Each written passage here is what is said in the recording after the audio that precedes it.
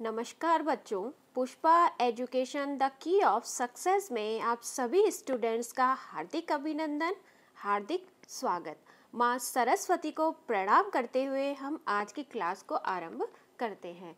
तो बच्चों, मैंने आपको बाल्यावस्था के बारे में बता रही थी और बाल्यावस्था के क्लासेस हमारी कंटिन्यू चल रही हैं।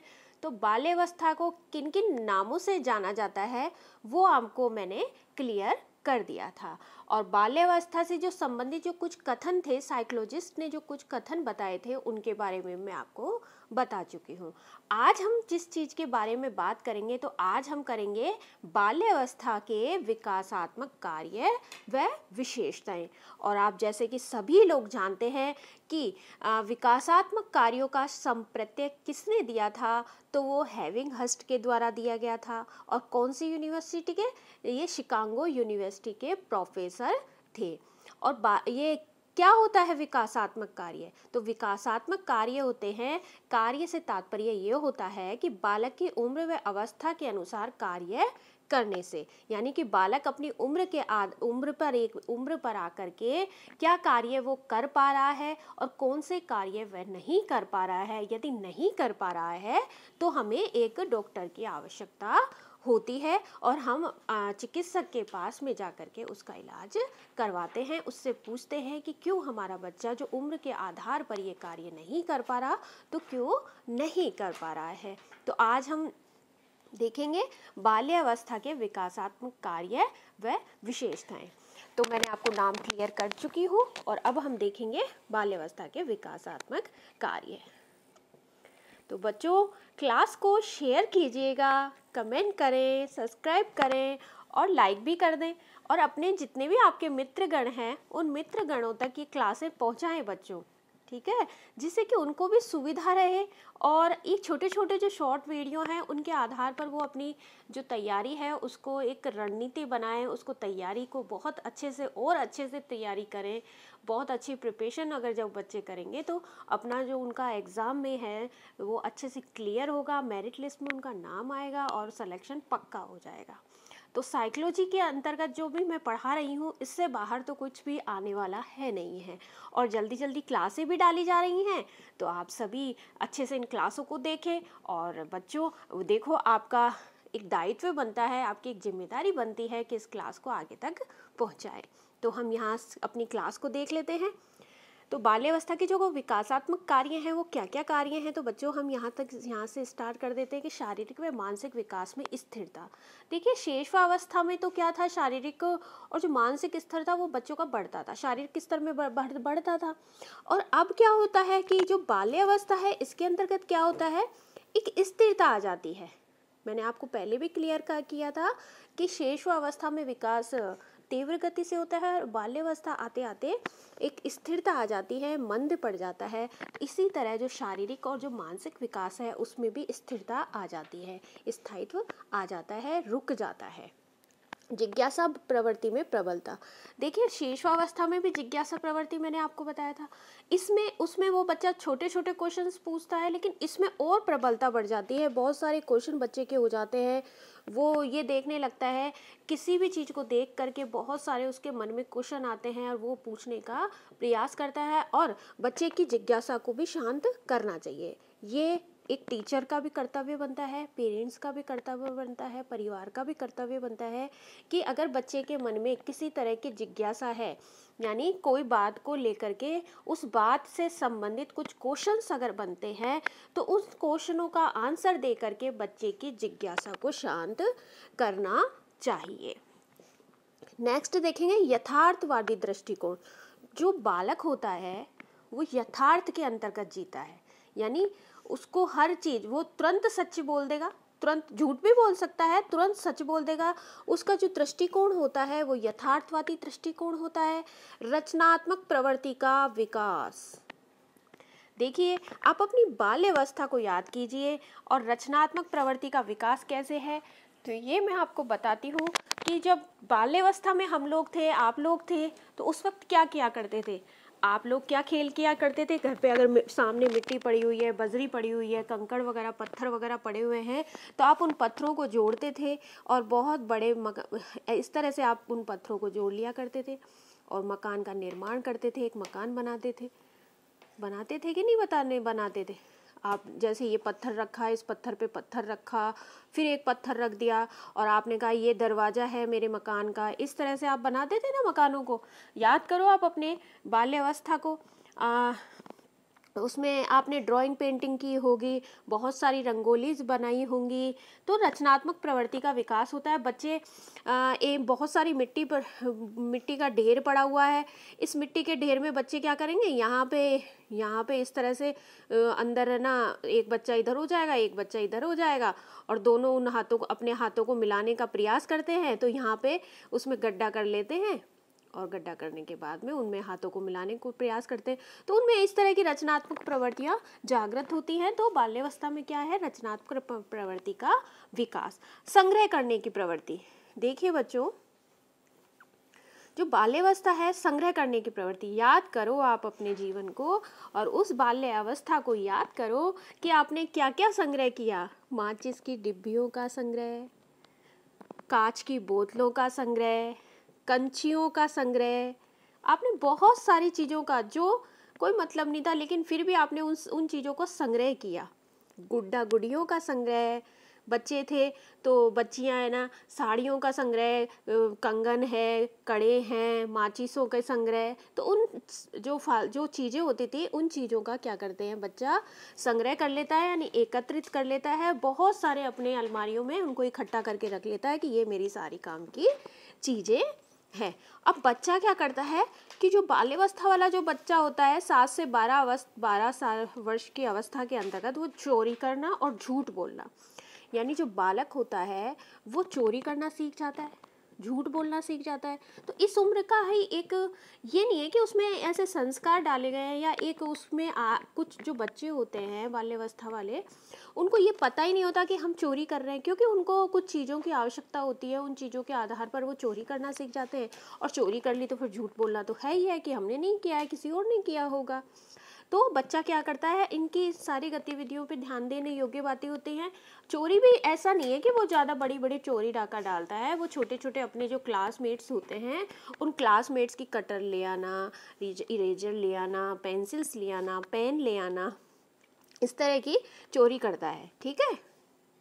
निरुद्देश्य भ्रमण करने की प्रवृत्ति, देखिए बाल्यावस्था के जो बालक होते हैं उनमें किसी तरह का कोई उद्देश्य नहीं होता, निरुद्देश्य भ्रमण करने की प्रवृत्ति पाई जाती है, क्योंकि उनके कोई उद्देश्य नहीं है। वो आराम से, हम तो मित्र के घर जा रहे हैं और फिर खूब कहीं भी घूम रहे हैं, बाहर रोड पे घूम रहे हैं, मस्त घूम रहे हैं, उनका कोई टेंशन नहीं है किसी भी तरह की। तो निरुद्देश्य भ्रमण करने की जो प्रवृत्ति है वो बाल्यावस्था में पाई जाती है। नेक्स्ट देखेंगे पक्षपात की भावना का शिकार। देखिए बच्चों, जो बाल्यावस्था होती है ना, इस बाल्यावस्था में बच्चा जो है ना, पक्षपात की जो भावना होती है उसके अंतर्गत बहुत जल्दी आ जाता है। क्योंकि जो एक दो बच्चे अगर घर के अंदर हैं तो माँ ने अगर उन बच्चों को दूध दिया है या कोई खाने पीने की चीज़ें दी हैं तो वो क्या बोलता है, आपने बड़े भैया को इतनी दे दी, छोटे भैया को इतना दे दिया, मुझे तो आपने दिया ही नहीं है, आप तो पक्षपात करने लग गए हो, मुझे तो खर्चा देते ही नहीं हो, मुझे तो आप पैसे नहीं देते हो, मुझे तो खाना भी कम देते हो। तो वो इस तरह की बातें करना स्टार्ट कर देता है और उसके मन में क्या आ जाती है, पक्षपात की भावना आ जाती है। वो इन चीज़ों को करने लग जाता है। तो एक परिवार का कर्तव्य होता है कि वो बच्चों की जो इस वक्त जो बच्चे बात कर रहे हैं, ऐसी बातें कर रहा है यदि बच्चा, तो उसकी उन चीज़ों को भी, उन बातों को भी शांत करना चाहिए, उसकी सारे उन क्वेश्चन का आंसर करना चाहिए, जिससे कि बच्चा है ना पक्षपात की भावना का शिकार ना हो।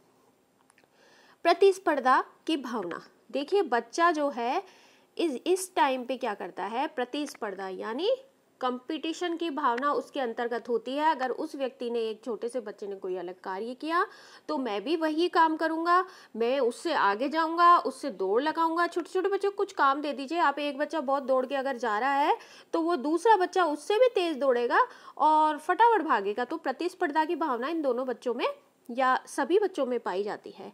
हीन भावना का शिकार, देखिए बच्चों, बालक जो है पक्षपात की भावना का हुआ तो हीन भावना, फिर उसके अंदर क्या आता है, हीन भावना आ जाती है कि मैं अच्छा नहीं हूँ, मैं कोई काम नहीं करता, उसमें गंदी गंदी फीलिंग्स आने स्टार्ट हो जाती है, वो अपने बारे में नेगेटिव चीज़ों को सोचने लग जाता है। भाई बहनों में झगड़ा, देखिए वैसे तो सभी उम्र में भाई बहनों में झगड़ा होता है, लेकिन जो बाल्यावस्था है इसमें कुछ ज़्यादातर होता है, ज़्यादा।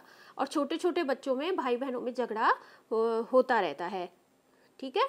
प्रशंसा पाने की इच्छा, तो जो बाल्यावस्था है उसमें बालक को कोई छोटा कार्य भी दे दो, लेकिन अगर उस बच्चे की आपने तारीफ कर दी तो वो आपका कार्य बार बार करना प्रारंभ कर देगा। इसी तरह जो बालक है उसमें मूर्त चिंतन की योग्यता पाई जाती है। देखिए बच्चों, एक अमूर्त चिंतन होता है, एक क्या होता है, अमूर्त चिंतन। और ये कब पाया जाता है, ये किशोर अवस्था के अंतर्गत पाया जाता है। और एक चिंतन कौन सा होता है, एक चिंतन होता है मूर्त चिंतन। तो जो मूर्त चिंतन होता है ना, वो आप इस तरह से समझिए कि मूर्त चीजें यानी जो आपको प्रत्यक्ष रूप में दिखाई दे रही हैं, और जो अप्रत्यक्ष रूप में दिखाई देती हैं उनको क्या, अमूर्त चीजें।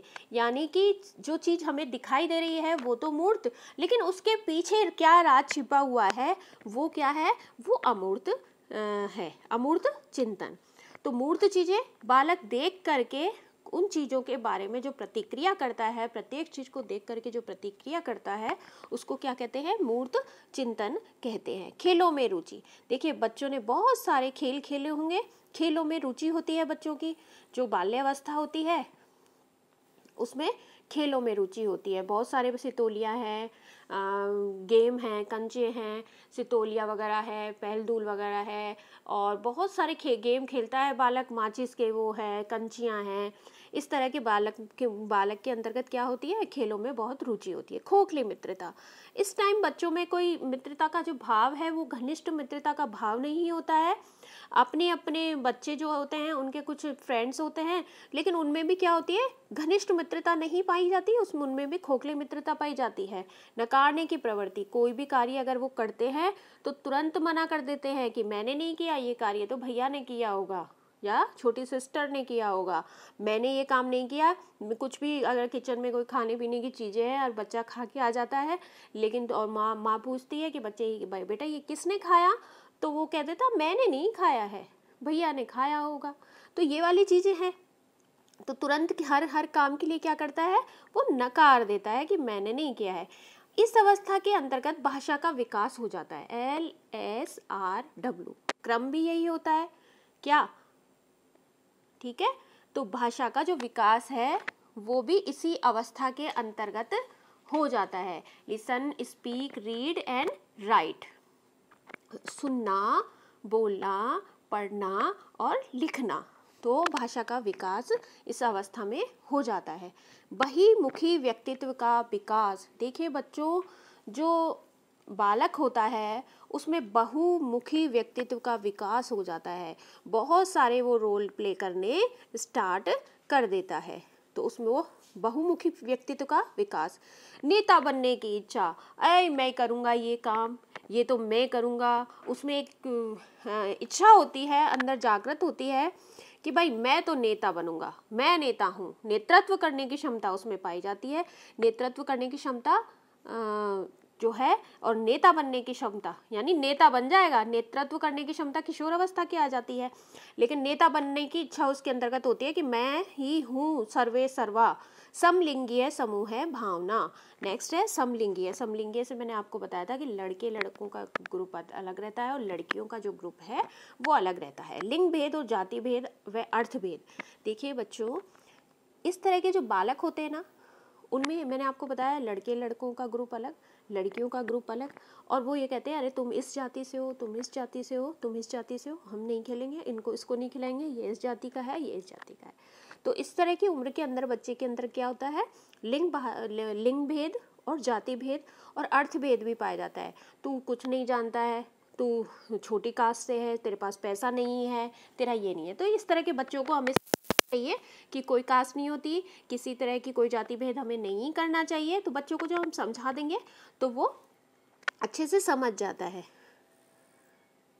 नेक्स्ट है संवेगात्मकता में सामाजिकता का भाव, संवेगात्मकता में सामाजिकता का भाव, बच्चे में संवेग होते हैं, लेकिन इसके साथ उन संवेगों का क्या होता है, सामाजिकता का भाव भी जागृत होता है। देखिए बच्चों, ग्रुप बनाकर खेलते हैं ना, तो उनमें संवेग होते हैं, उसमें सामाजिकता का भी विकास साथ साथ चलता है।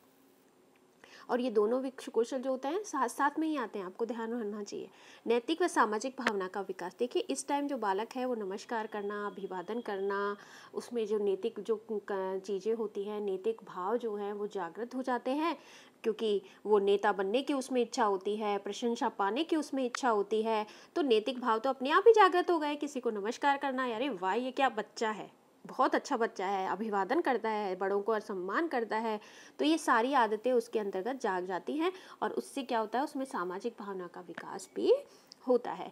संवेगों पर नियंत्रण, देखिए संवेग जो थे वो शेषावस्था में बालक निकाल देता था बाहर की तरफ, संवेगों का प्रदर्शन कर देता था, और यहाँ पर बाल्यावस्था में अगर बालक गुस्सा हो रहा है और अगर उसको किसी चीज़ की आवश्यकता है तो अपने गुस्से को कंट्रोल कर लेता है, तो अपने नियंत्रण में कर लेता है, ठीक है। तो संवेगों पर नियंत्रण, तो ये सारी चीज़ें मैंने आज आपको बाल्यावस्था के कुछ विकासात्मक कार्यों के बारे में बताया है बच्चों, और आप इन विकासात्मक कार्यों को बहुत अच्छे से कीजिएगा। इनमें से काफ़ी क्वेश्चंस आपको बनते हैं। और बच्चों, वीडियो अगर आपको अच्छे लग रहे हो तो लाइक शेयर कमेंट जरूर कर दीजिएगा।